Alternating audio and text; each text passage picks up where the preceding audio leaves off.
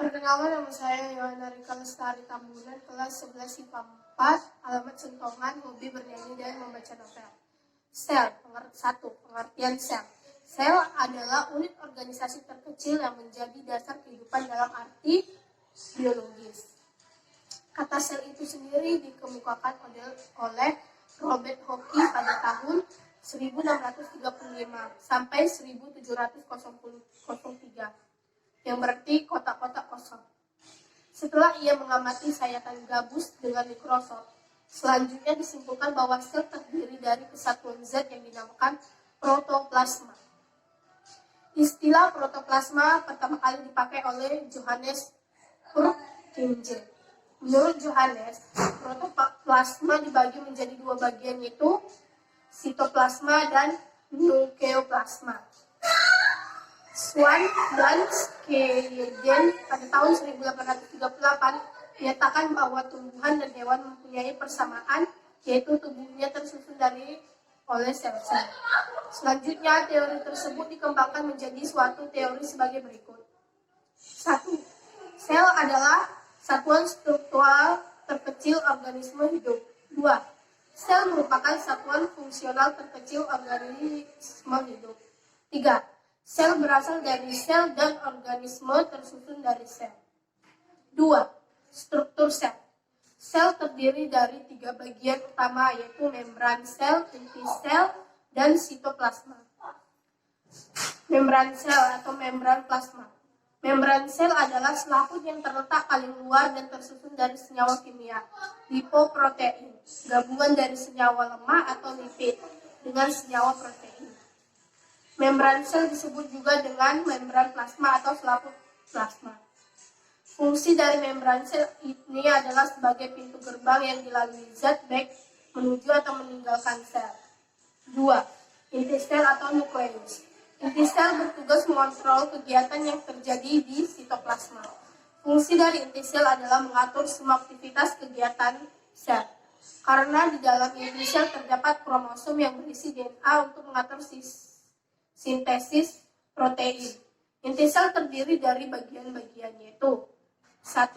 Selaput inti atau karioteka. 2. Nukleoplasma atau kariolimfa. 3. Kromatin atau kromosom. 4. Nukleus atau anak inti.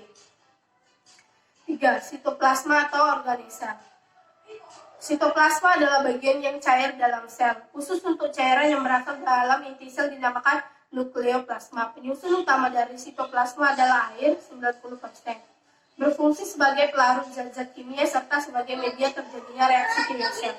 Organesel adalah benda-benda yang terdapat dalam sitoplasma dan bersifat hidup serta menjalankan fungsi-fungsi kehidupan.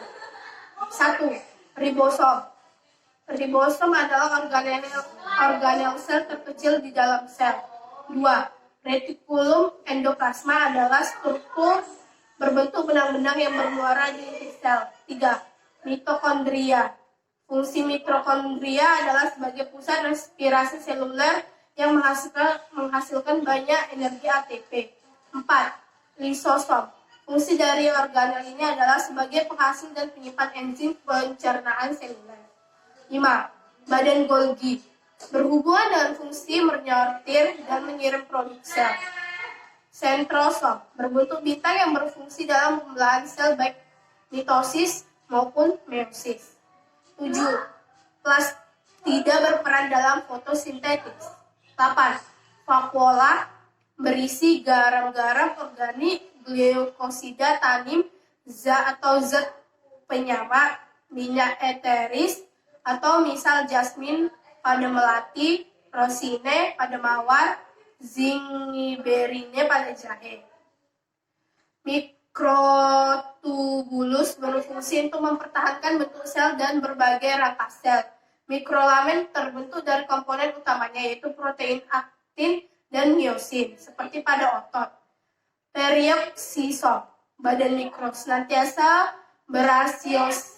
berasosiasi dengan organel lain dan banyak mengandung enzim oksidase dan katalase.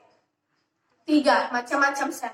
Berdasarkan ada tidaknya dinding atau selaput inti, maka sel dibedakan menjadi dua, yaitu struktur sel prokariotik dan struktur sel eukariotik. Sel prokariotik. Sel prokariotik merupakan sel yang tidak memiliki membran inti, sehingga materi genetik di dalamnya belum terpisah dengan bagian sel lainnya. 2. Sel eukariotik. Transfer molekul melalui membran. 1. Transfer pasif. Transfer pasif adalah transfer yang tidak memerlukan energi. Meliputi A. Difusi. Difusi adalah perpindahan zat, yaitu zat padat, cair, dan gas dari larutan konsentrasi tinggi atau yang bisa disebut hipertonis ke larutan dengan konsentrasi rendah atau bisa disebut hipotenis. Setiap zat akan berdifusi menuruni gradien konsentrasinya. Hasil dari difusi adalah konsentrasi yang sama antara larutan tersebut dinamakan isotonis. 2. Transfer aktir. Transfer aktir adalah transfer yang melalui membran dengan melawan kecenderungan alami, yaitu melawan gradien konsentrasi dengan menggunakan energi ATP. 3. Endositos dan eksositos. Eksositos dapat diartikan sebagai keluarnya zat dari dalam sel. Oke guys, terima kasih telah menonton video ini. Jangan lupa like, comment, and subscribe ya. Terima kasih.